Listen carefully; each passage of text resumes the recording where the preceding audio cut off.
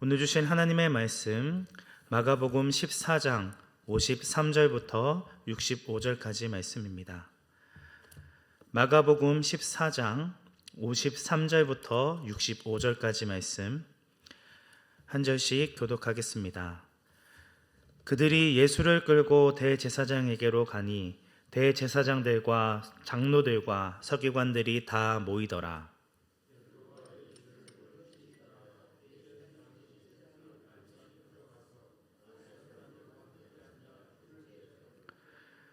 대제사장들과 온 공회가 예수를 죽이려고 그를 칠 증거를 찾되 얻지 못하니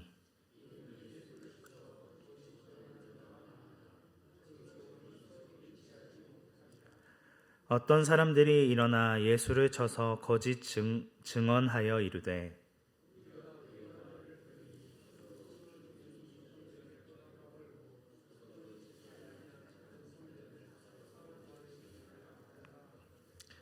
그 증언도 서로 일치하지 않더라.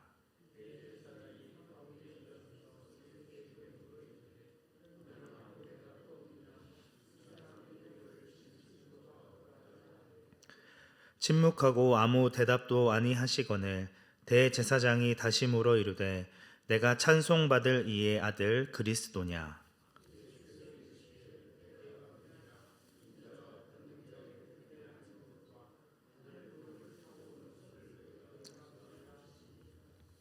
대제사장이 자기 옷을 찢으며 이르되 우리가 어찌 더 증인을 요구하리요.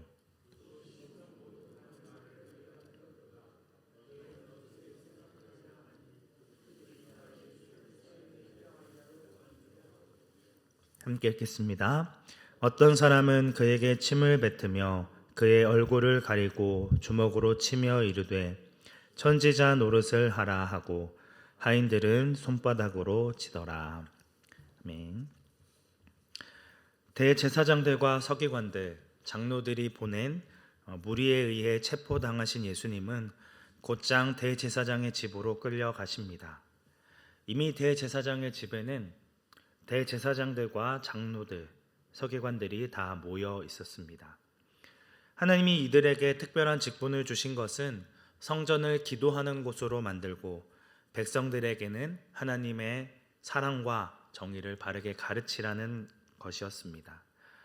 그러나 그들은 하나님의 집을 장사의 소굴로 만들었으며 하나님의 사랑을 전하는 것이 아닌 오히려 가난한 자들을 차별하고 부끄럽게 만들었습니다. 이들은 하나님이 주신 권위를 자신의 세속적인 욕망을 채우기 위해 사용하였습니다.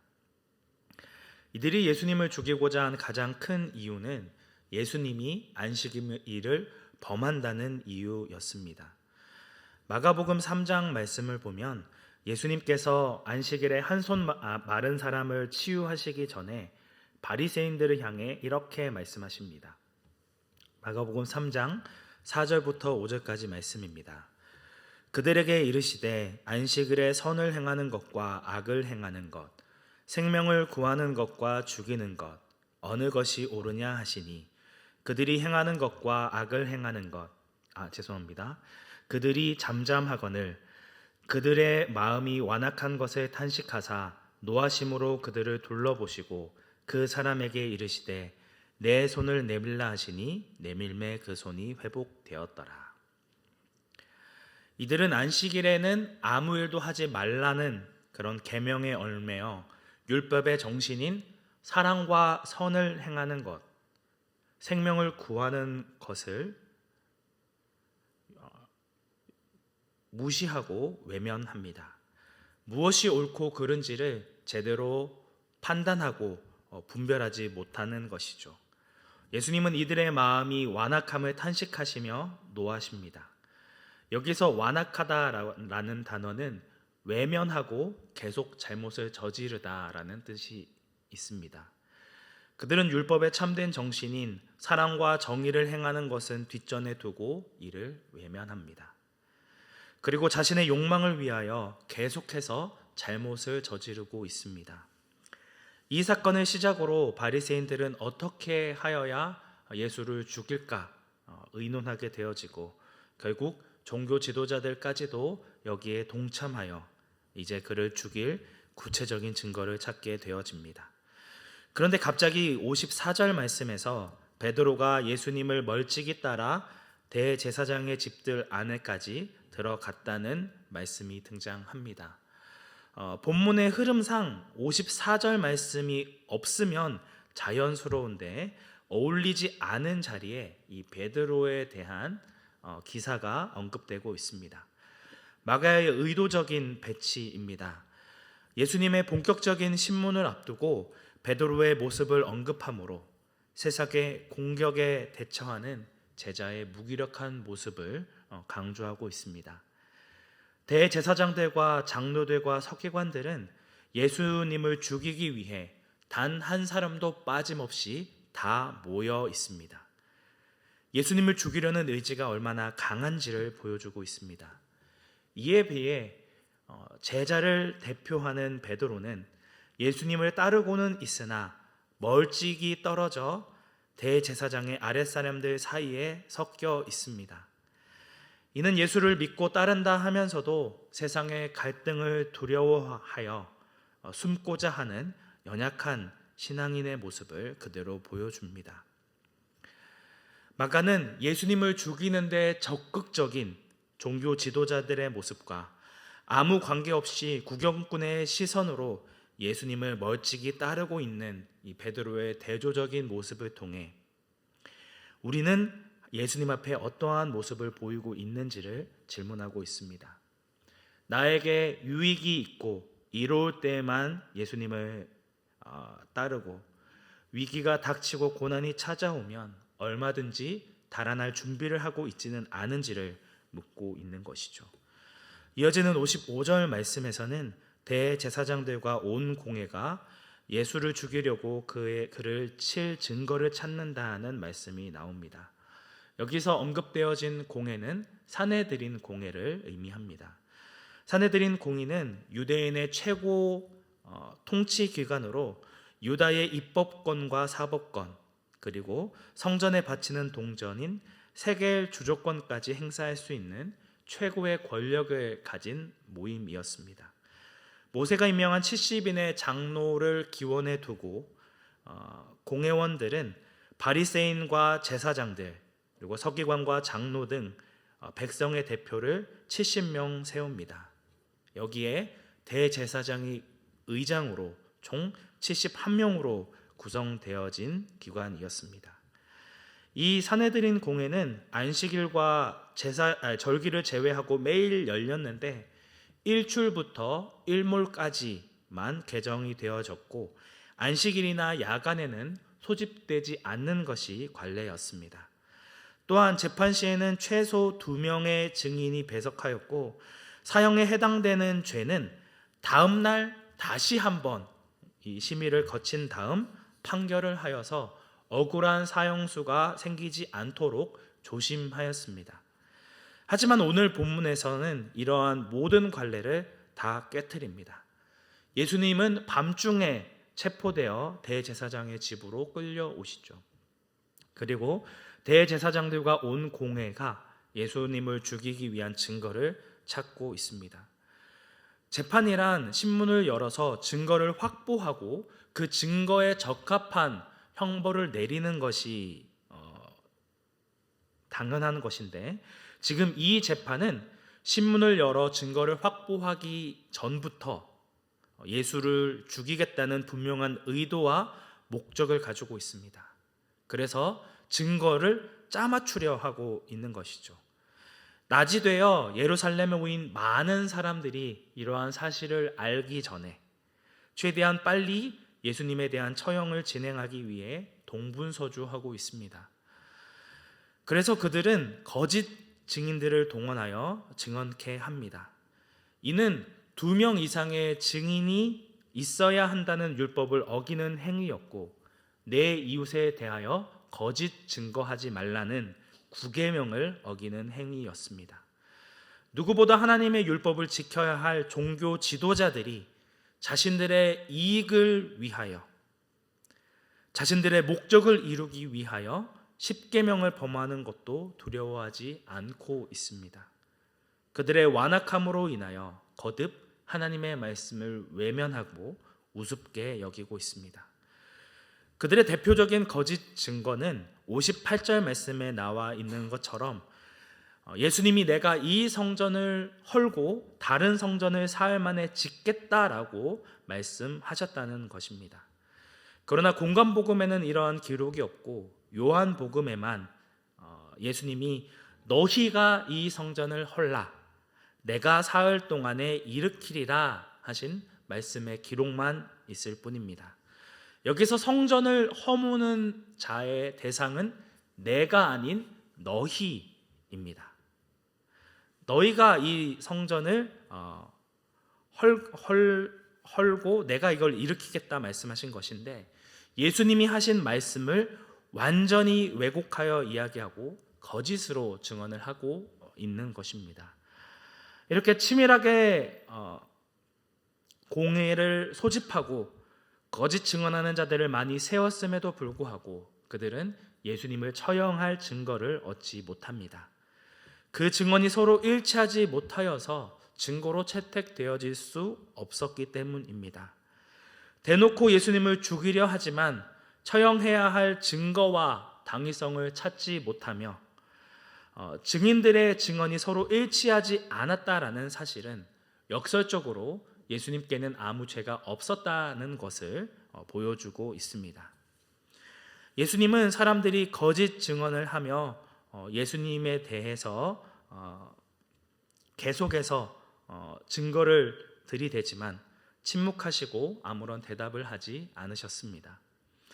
이사야 선지자가 이사야 53장 7절 말씀에 예언한 대로 예수님은 곤욕을 당하며 괴로울 때에도 그 입을 열지 아니하셨습니다. 하나님의 뜻을 이루기 위해 모욕을 견디신 것이죠. 재판이 원하는 대로 진행되어지지 않자 이제는 대제사장이 직접 일어나 예수님을 신문합니다. 그리고 묻습니다. 내가 찬송받을 이의 아들 그리스도냐? 여기서 찬송받을이라는 말은 하나님의 이름을 부르는 것을 피하기 위한 완곡한 용어입니다. 지금까지는 자신을 드러내지 않고 숨기셨던 예수님은 이렇게 말씀하십니다. 62절 말씀 함께 합독하겠습니다. 예수께서 이르시되 내가 그니라 인자가 권능자의 우편에 앉은 것과 하늘 구름을 타고 오는 것을 너희가 보리라. 지금까지 자신이 메시아임을 드러내지 않고 숨기시던 예수님은 드디어 내가 그니라고 대답하십니다. 마가복음은 예수님이 그리스도요 하나님의 아들이심을 선포하는 것으로 시작됩니다.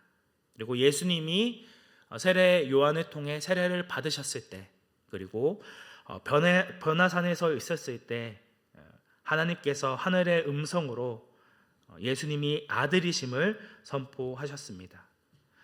또한 귀신들도 예수님이 하나님의 아들임을 증언하였으며 베드로는 예수님을 그리스도로 고백하였습니다.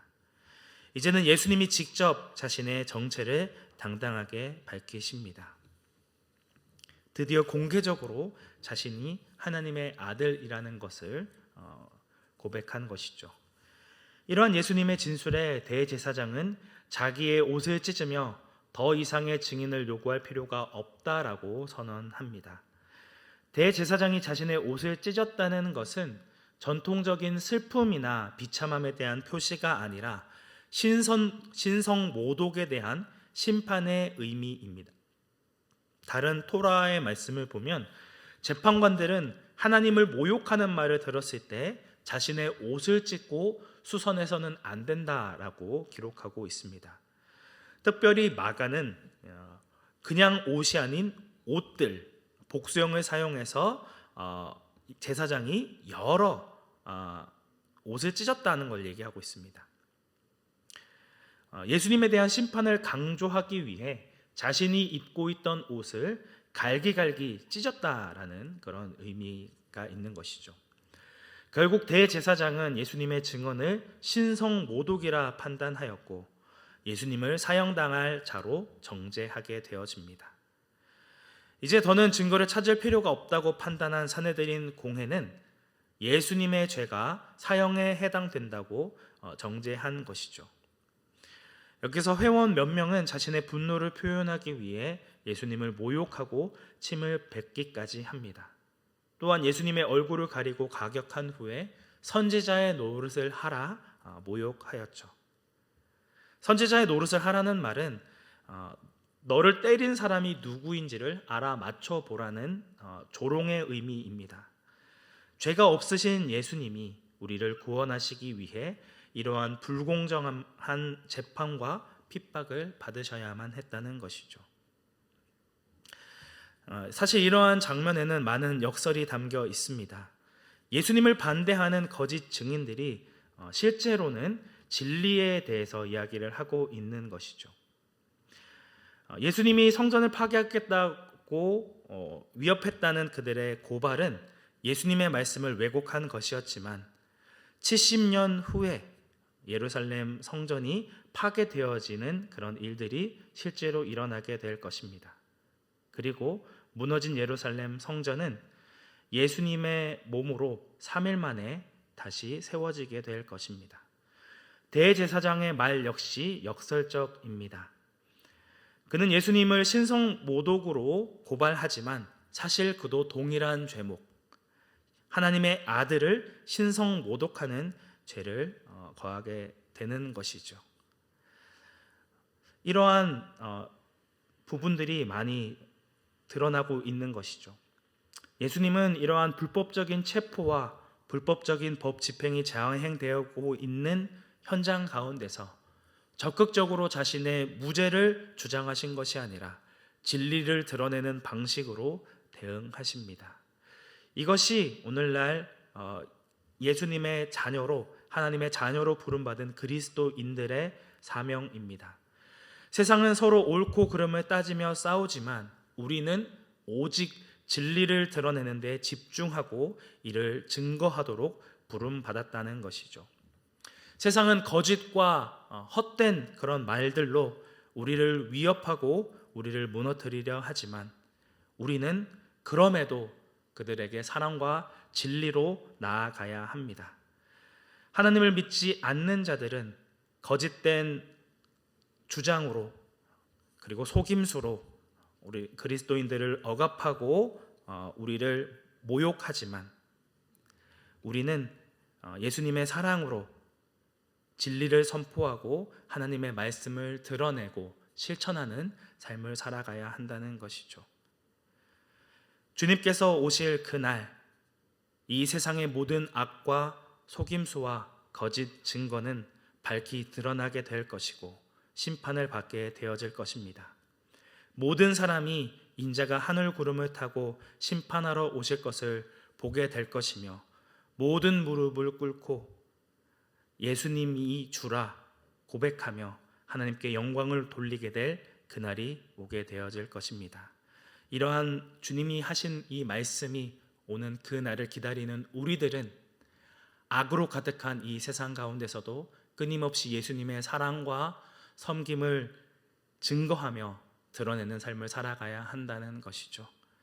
많은 사람들이 하나님의 말씀을 외면하고 우습게 생각하고 그 말씀대로 살기를 거부할지라도 하나님의 택함받은 백성으로 그 말씀에 순종하며 예수 그리스도의 사랑과 은혜를 증거하는 온사랑교회 성도님들이 되시기를 주님의 이름으로 축복합니다.